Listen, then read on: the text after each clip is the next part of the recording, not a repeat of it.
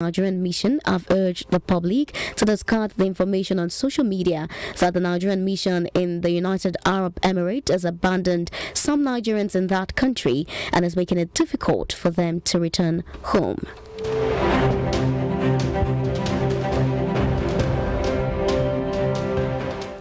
The United States government, through its Center for Disease Control and Prevention (CDC), has sent a delegation to Nigeria to learn capacity building for global health security, disease detection, preparedness, and response.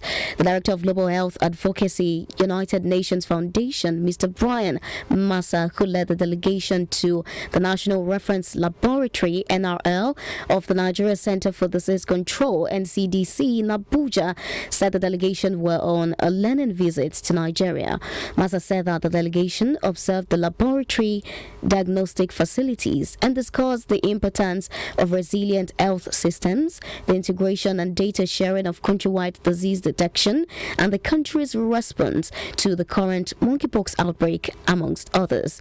According to him, it was a great partnership between the Nigerian government and the United States government, through which the United States CDC is improving the quality of critical public health services in the country. Also speaking, the Director General, NCDC, Dr. Ifedayo Adetifa, said the NCDC's National Reference Laboratory in Abuja is the organization's main laboratory, stating that the United States government, through its Center for Disease Control and implementing partners, have supported the agency with equipment, consumables, reagents, and technical support.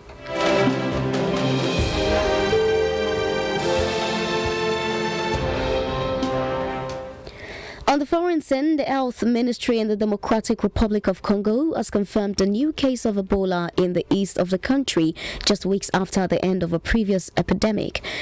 Democratic Republic of Congo early last month declared its latest Ebola outbreak over more than 2 months after the virus re-emerged in the northwestern Equator province.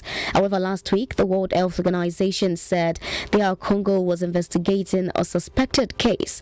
In a statement published late yesterday, DR Congo's health ministry revealed that a sample from a 46-year-old woman who died on the 15th of August in Benin City, North Kivu province, tested positive for Ebola, adding that tests showed the case is linked to a previous strain of the virus from 2018 and was not a new variant. The ministry reassured the public officials that officials were hard at work on the ground to respond to the situation, adding that around 160 people have been identified as contact cases.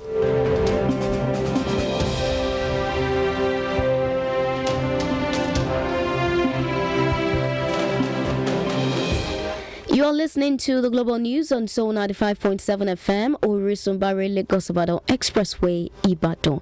We'll take a break now. The news resumes shortly. Please stay tuned. Security is everyone's responsibility, so be security conscious always. A message from Soul 95.7 FM, Orisumbari Lagos Ibadan Expressway, Ibadan.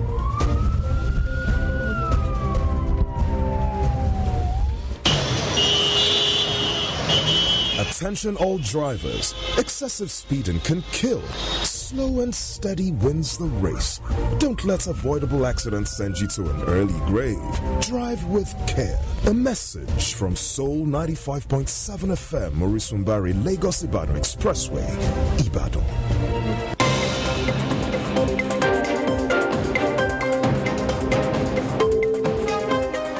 You are still listening to the Global News on Soul 95.7 FM, Orisumbari Lagos Ibadan Expressway, Ibadan. Now to the rest of the news.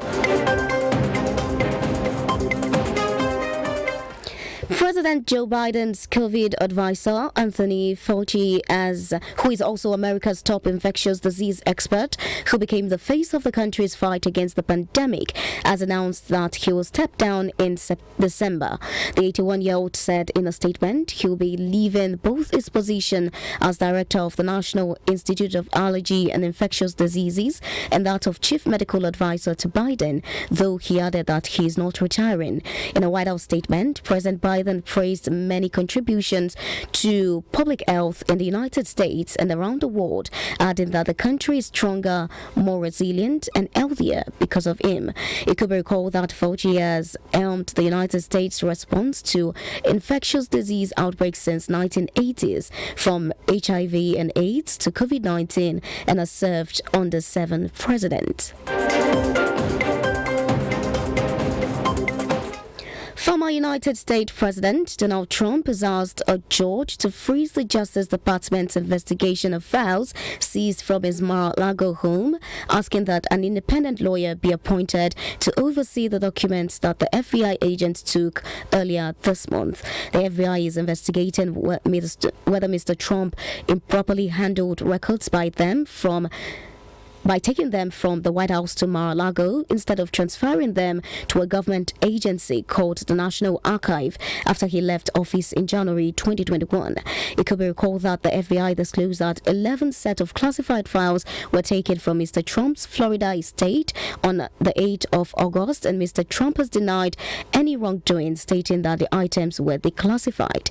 The Department of Justice, DOJ, said in a brief statement that the prosecutors were aware of Mr. Trump's lawsuit and would respond in court. The lawsuit comes as reports surfaced that agents had so far recovered over 300 documents with classified markings from Mr. Trump, including material from the CIA, the National Security Agency, and the FBI.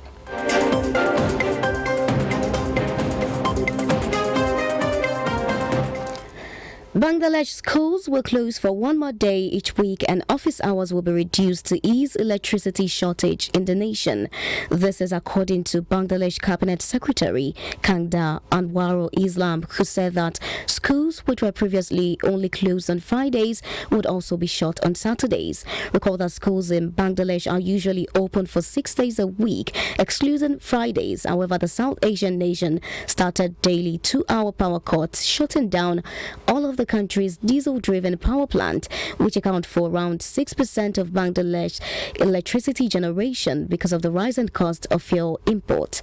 The country generates most of its electricity from natural gas, some of which it imports, and the war in Ukraine has driven up the cost of importing fuel and taken a toll on Bangladesh's economy and foreign currency reserves. To end the news, a brief recap of our top stories.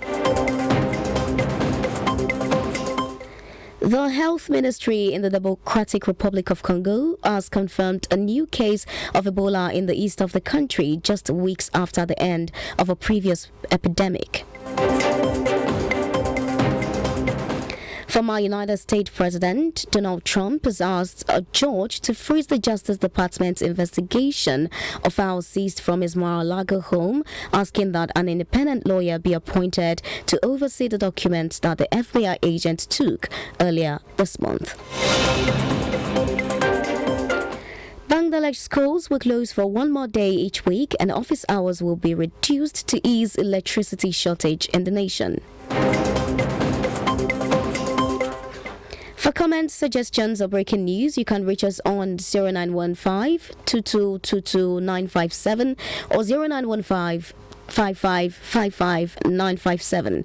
You can also follow our social media platforms on Facebook at Soul 95.7 FM and on Instagram at Soul 95.7 FM.